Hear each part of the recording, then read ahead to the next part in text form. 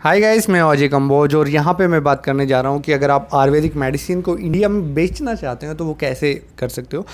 हमने काफ़ी बात की है कि आप कैसे आयुर्वेदिक मैन्युफैक्चरिंग कंपनी शुरू कर सकते हो, कैसे मार्केटिंग कंपनी शुरू कर सकते हो, कैसे आप डिस्ट्रीब्यूशन कर सकते हो, कैसे आप रिटेल कर सकते हो। लेकिन अब बात आती है कि अगर आप आयुर्वेदिक मेडिसिन को बेचना चाहते हैं तो उनको किस किस वे से बेच सकते हो। सबसे पहले डिस्कशन कर लेते हैं थोड़ी रेगुलेटरी रिक्वायरमेंट्स के बारे में। जो आयुर्वेदिक मेडिसिन होती है, चाहे उसमें फिर हम इंक्लूड कर लेते हैं पूरी आयुष की बात कर लेते हैं, लेकिन होम्योपैथिक मेडिसिन को साइड में रख लेते हैं।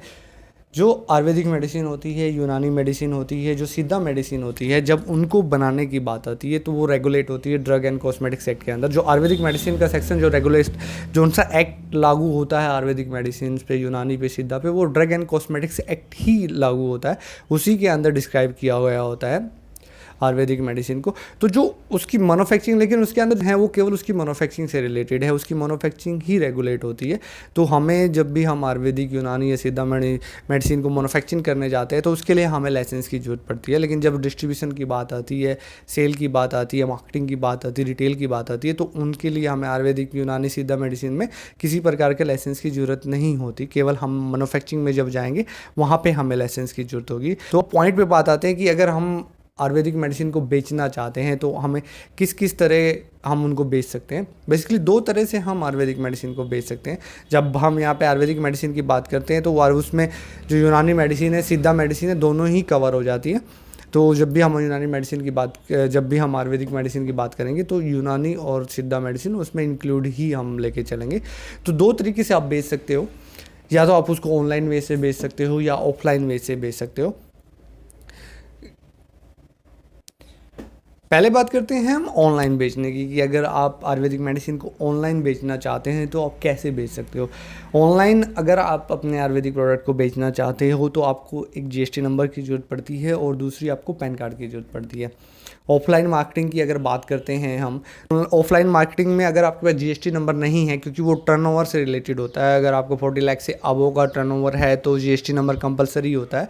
लेकिन अगर आपका कम भी है तो आप बिना जीएसटी नंबर के भी कर सकते हो। लेकिन जब ऑनलाइन सेलिंग की बात आती है तो आपके पास जीएसटी नंबर होना कंपलसरी हो जाता है, क्योंकि जीएसटी नंबर जब भी आप बिजनेस से रिलेटेड बात करेंगे तो अगर आप ये इंटरस्टेट सेल कर रहे हो या ऑनलाइन सेल कर रहे हो पे कंपलसरी हो जाता है हर कंडीशन में। तो अगर आप चाहे ऑनलाइन जब भी बेचने जाएंगे तो आपको जीएसटी नंबर लेना बहुत ज़रूरी हो जाता है उसके लिए।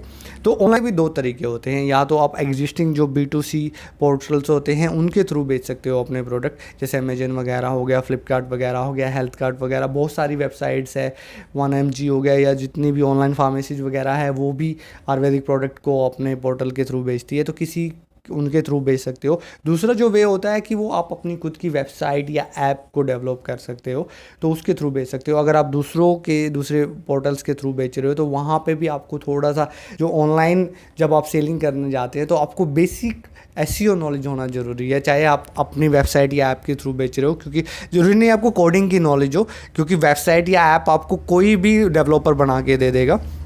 लेकिन जब आप उसको बेचने जाएंगे अपनी वेबसाइट के थ्रू या अपनी वेब के थ्रू, उसमें थोड़ा ज़्यादा मेहनत लगेगी। दूसरी जो एग्जिस्टिंग पोर्टल्स होते हैं उन पे एक्चुअली पहले ही काफ़ी ट्रैफिक होता है, काफ़ी कस्टमर बेस होता है उनका, तो उनके थ्रू बेचना थोड़ा स्टार्टिंग में ईजी रह जाता है अगर आप थोड़ी सी मेहनत करेंगे। तो आपको जो सबसे मेन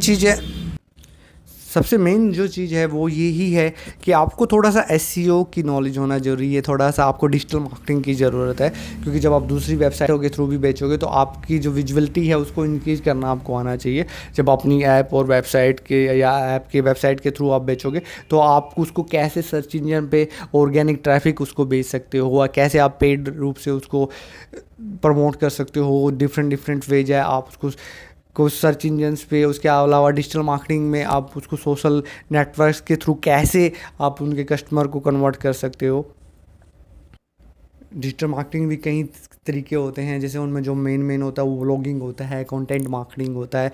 सोशल चैनल्स का उपयोग आप कितनी अच्छी तरह कर सकते हो, उनके फ्री टूल्स का उपयोग करके, उनके पेड प्रमोशंस का प्रयोग करके। फेसबुक का पेज हो गया, ग्रुप हो गया, यूट्यूब का चैनल हो गया, लिंक्डइन हो गया, इंस्टाग्राम हो गया, तो काफ़ी उन सब की आपको बेसिक आयुर्वेदिक प्रोडक्ट्स को ऑनलाइन बेचना चाहते हो तो की तरह एक तो ऑनलाइन वेज के बारे में हमने डिस्कस किया। अगर ऑफलाइन आप बेचना चाहते हैं, ट्रेडिशनल तरीक़ों से आप बेचना चाहते हैं, तो वहाँ पर भी काफ़ी वेज है। अब अगर आप अपने आयुर्वेदिक प्रोडक्ट को बेचना चाहते हो, आप प्रिस्क्रिप्शन मार्केटिंग कर सकते हो, आप खुदरा जो अपने क्या कहते हैं डिस्ट्रीब्यूशन कर सकते हो अपने प्रोडक्ट का, जो फार्मेसीज वगैरह है या जो दूसरे जो बड़े ब्रांड्स है उनकी जो फ्रेंचाइजीज वगैरह होती है, वो जो मल्टी ब्रांड शोरूम्स, आजकल तो काफ़ी फ्रेंचाइजी अच्छे अच्छे शोरूम्स हैं, अच्छे अच्छे मॉल्स वगैरह है आयुर्वेदिक प्रोडक्ट के, तो उन पे अपने प्रोडक्ट को प्रचार कर सकते हो। आप आयुर्वेदिक फ्रेंचाइजी दे सकते हो, उसके थ्रू आप डोर टू डोर मार्केटिंग में जा सकते हो। आप डायरेक्ट सेलिंग एमएलएन कंपनीज का कॉन्सेप्ट, उनके पास भी ज़्यादातर प्रोडक्ट आजकल आयुर्वेदिक ही होते हैं, तो उस वे से आप अपने प्रोडक्ट बेच सकते हो। आप टेली मार्केटिंग कर सकते हो, आप अपने फ़ोन के थ्रू बेच सकते हो।